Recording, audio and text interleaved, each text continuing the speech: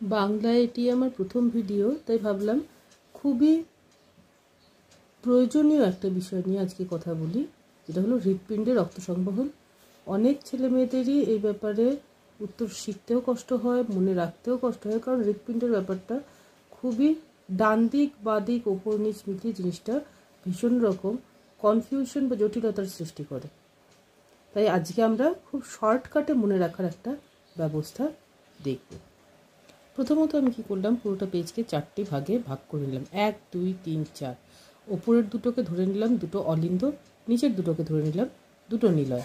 এখন মনে রাখতে লাগবে এটা হলো যেটা আমি আঁকবো, আঁকার সময় আমার বাঁদিকে যেটা আছে সেটা হলো ডান দিক, আর যেটা আমার ডান দিকে থাকবে সেটা হলো বাঁ দিক। তো এখানে লিখলাম ডান দিক এবং অপর সাইডে লিখে দিলাম বাঁ দিক। এইটুকু আমার মনে রাখতে সব কিছুকে সাহায্য করবে। এটা যদি ছেলেমেয়েরা তোমরা এঁকে নাও একটা রাফ জায়গায়, তাহলে উত্তরটা শিখতে খুব সুবিধে হবে। ডান বা ওপর নিচ জানা আছে, এখানে লিখব অলিন্দ, এখানে লিখব নিলয়। তো লিখে নিয়েছি পুরোটাই, ডান দিক বাঁ দিক অলিন্দ এবং নিলয়।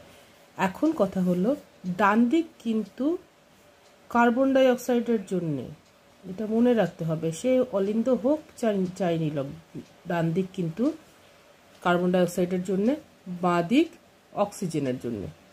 তো অক্সিজেনযুক্ত রক্ত বাঁ দিক দিয়ে প্রবাহিত হবে, সে হৃৎপিণ্ড থেকে সারা দেহে হোক বা দুই ফুসফুস থেকে হৃৎপিণ্ডে ফিরে আসা হোক, অক্সিজেনযুক্ত রক্ত বাঁ দিকে প্রবাহিত হবে, আর ডান দিকে কার্বন ডাই অক্সাইড যুক্ত রক্ত।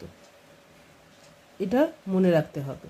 আরেকটা কথা মনে রাখতে হবে, নিলয়ের দিক থেকে যে রক্তবাহগুলোর কানেকশন আছে সেগুলো কিন্তু সমস্ত হৃৎপিণ্ডর থেকে রক্ত বাইরে নিয়ে যাওয়ার, তো হৃৎপিণ্ডর থেকে রক্ত বাইরে নিয়ে যাওয়ার যে সমস্ত রক্তবাহ তাদের নাম কিন্তু ধমনী। এখানে কিন্তু এটা মনে রাখতে লাগবে যে জিনিসটা কার্বন ডাই অক্সাইড যুক্ত রক্ত নিচ্ছে বা অক্সিজেন যুক্ত রক্ত নিচ্ছে সেটার উপরে নাম নির্ভর করে না, রক্তটা হৃৎপিণ্ডে নিয়ে আসছে না হৃৎপিণ্ড থেকে বাইরে নিয়ে যাচ্ছে সেটার উপরে নামটা নির্ভর করে। যেহেতু এরা রক্তটা হৃৎপিণ্ড হতে বাইরে নিয়ে যাচ্ছে, যেমন ধরো যে যদি আমরা ডান দিকে বলি, তো ডান দিকে থাকে পালমোনারি ধমনী, হৃৎপিণ্ড থেকে রক্ত বাইরে নিয়ে যায়, কোথায় যায়? ফুসফুসে যায়, পালমোনারি ধমনী বা ফুসফুসীয় ধমনী। এদিকে থাকে মহাধমনী, হৃৎপিণ্ড থেকে রক্ত বাইরে সারা দেহে নিয়ে যায়, মহাধমনী নিয়ে যায় অক্সিজেনযুক্ত রক্ত, পালমোনারি ধমনী নিয়ে যায় কার্বন ডাই অক্সাইড যুক্ত রক্ত। কিন্তু যেহেতু দুটোই নিলয়ের সাইড থেকে, ডান দিকের নিলয় হোক চাই বাঁ দিকের নিলয় হোক, যেহেতু রক্তবাহগুলো রক্তটা নিয়ে যাচ্ছে নিলয় থেকে বাইরে, তাই এরা কিন্তু এরা কিন্তু শিরা নয়, এরা কিন্তু ধমনী। আর যারা অলিন্দ হতে রক্ত বাইরে অলিন্দতে রক্ত ফিরিয়ে আনছে, এরা সবাই কিন্তু শিরা। এই কথা দুটো যদি একটা স্টুডেন্ট মনে রাখে, তাহলে আমার মনে হয় না কখনো হৃৎপিণ্ডে রক্ত সংবহনের উত্তর লিখতে কখনো ভুল হতে পারে। এখন আমরা একবার ছোট্ট করে দেখে নেই যে এখানে কোন দিকে কোন রক্তবাহ কাজ করছে। তো এখন যদি আমরা ছোট করে দেখি, তাহলে হৃৎপিণ্ডে রক্ত সংবহনের কথা বলতে গেলে প্রথমে আসে অলিন্দ, নিচে থাকে নিলয়। তো অলিন্দতে এবং নিলয়তে দুটো ভাগ করে নেওয়া যায়, ডান অলিন্দ বা ডান দিক এবং বাম অলিন্দ বা বাঁ দিকের, ডান নিলয় এবং বাম নিলয়।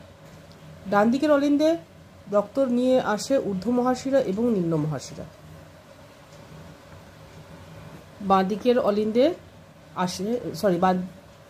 অলিন্দে আসে ফুসফুসীয় শিরা, যেটা অক্সিজেনযুক্ত রক্ত নিয়ে আসে।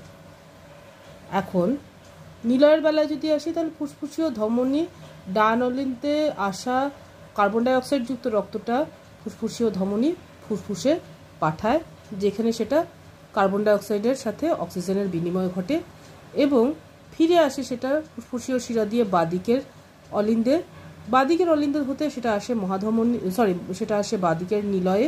এই যে নিলয় লেখা আছে, এই যে বাঁদিকের নিলয়ে, সেখান থেকে মহাধমনী দ্বারা সেটা সারা দেহে সংবহিত হয় এবং তারপরে আবার কার্বন ডাইঅক্সাইডের অক্সিজেনের বিনিময় হলে তখন সেটা কার্বন ডাইঅক্সাইড যুক্ত রক্তটা ঊর্ধ্ব মহাশিরা এবং নিম্ন মহাশিরার মাধ্যমে আবার ডান দিকের অলিন্দে ফিরে আসে। এটি একটি সম্পূর্ণ রক্ত সংবহন চক্রে পরিণত হয়। এটা যদি সবাই মনে রাখে তাহলে কিন্তু খুব সোজা হৃৎপিণ্ডে রক্ত সংবহন।